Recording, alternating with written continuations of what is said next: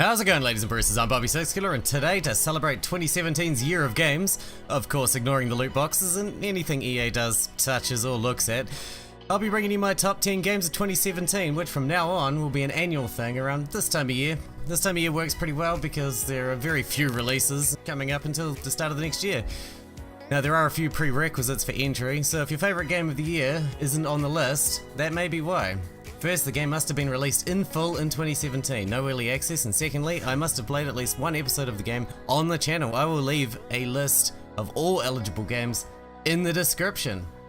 I'm going to keep this as spoiler free as possible, as many of these games are story focused, and I don't want to ruin any of these for any of you who haven't played them yet. So, without further ado, here we go.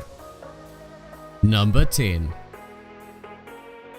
First off, I bring you a game that I'm giving the I just laughed my ass off award for being easily the funniest game I've played all year. I'm talking, of course, of none other than Paradigm. I love point-and-click adventure games and have done so for 25 years, and a tale of a bumbling half-wit on an epic quest is always one that warms the heart. Somehow, in spite of its ridiculous nature, you end up falling in love with all the characters and even feeling sorry for the bad guys. This game is a well-written, surreal trip full of references, especially to LucasArts games, which is obviously one of the big inspirations for Paradigm. I haven't played a point-and-click adventure that I have loved so much since the Neverhood. I'll never get those fat beatsies out of my head. Drop it, Doug.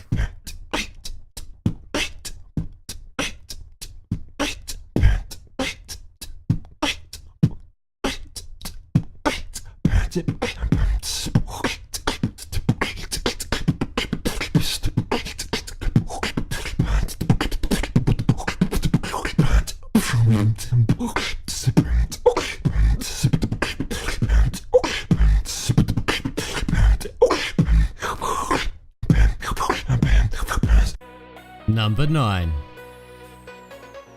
As someone who has long been a Souls fan, I've never truly appreciated the relationship between the Souls games and the Metroidvania genre. This game opened my eyes, so I'm giving it the Dark Souls award for its style and difficulty.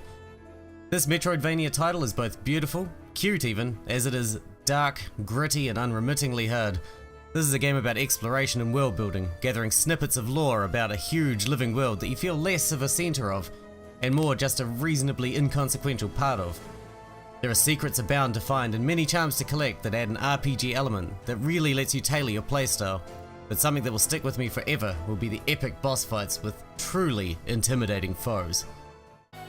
Number 8. It's now time for the inevitable Nostalgia Award for Best Childhood Feels. This is an award I feel will spring up every year, and being a gamer in my 30s, I have a lot to be nostalgic about. The next game on my list is, if you are unaware of course, Wonderboy the Dragon's Trap. When I was a child I owned this game on the Master System too, and I still feel the amazement of a game with so many groundbreaking elements, and even the ability to save your progress with passwords when all other games were 2D side-scrolling platformers. It was a breath of fresh air that felt like an actual step forward in gaming. Then this year we got a full remake that is both beautifully redone with gorgeous art style, animation and music true to the original, but left everything else largely untouched. What we were left with is an unbelievably faithful remake that now feels both new and just like the original at the same time. Number 7.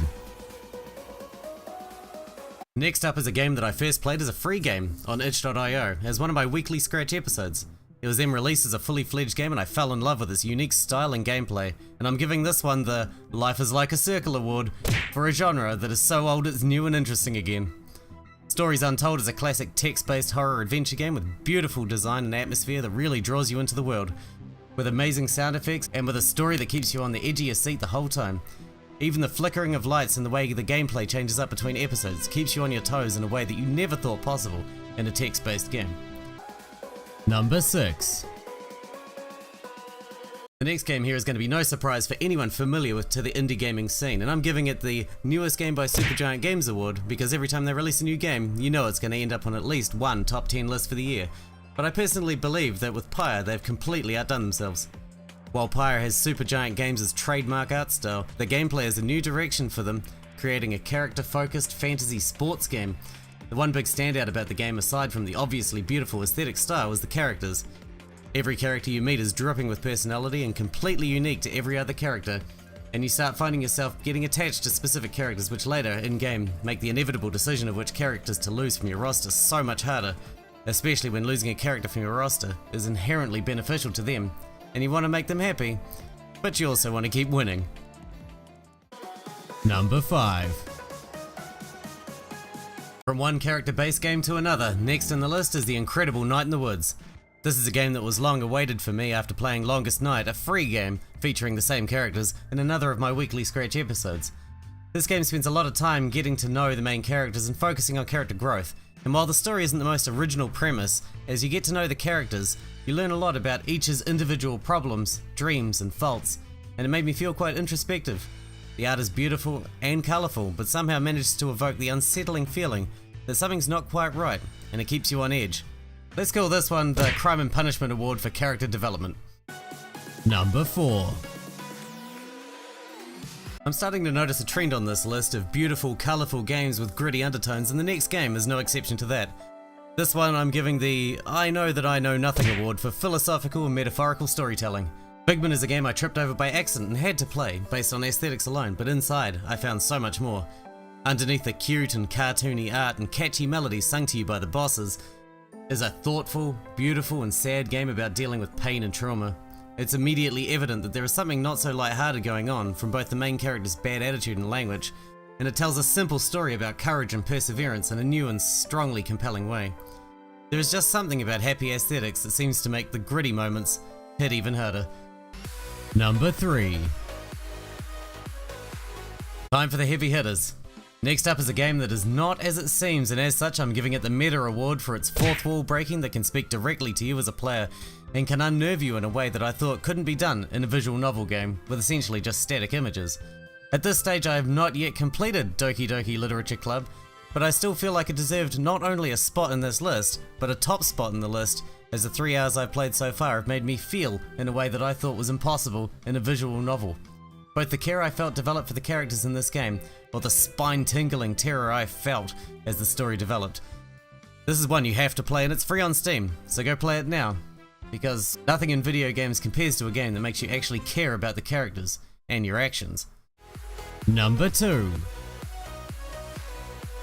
Next up is a puzzle game that surprised me completely with the depth and intrigue of the storytelling, which is so very hard to do in a game based on time travel.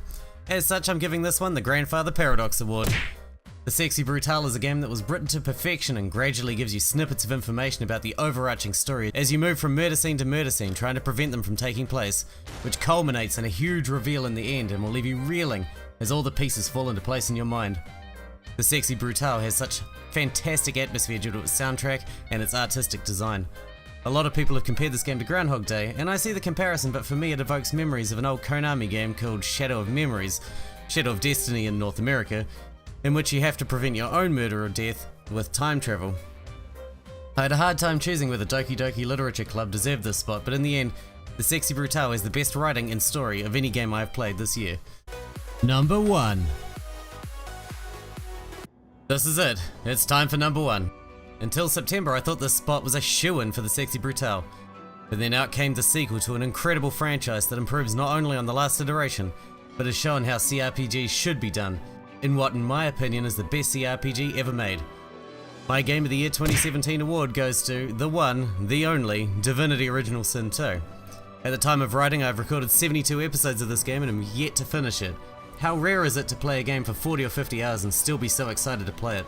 The game is so focused on exploration there are seemingly limitless people to meet, things to find and side quests to get. The turn-based combat is incredible and a statement to how CRPGs should be done. Divinity Original Sin 2 also draws a lot of the Witcher's grey area mentality, where you can truly roleplay what you do, and do what you think is right, or what will benefit you the most, as opposed to simply right and wrong, Paragon or Renegade. While I am near the end of my first playthrough, I get the feeling that no two games of Divinity Original Sin 2 will be the same. The game is gorgeous, difficult, full of personality, immersive, surprising, and beautifully voice acted. Well, that's my list of the top 10 games of 2017. Please leave your own list in the comments below. I'd love to see what everyone's favourite games of the year have been, and maybe I'll see some fantastic games that I've missed.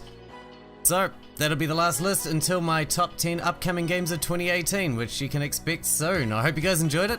Thanks for watching, thanks for hanging out with me, and I'll see you in the next one.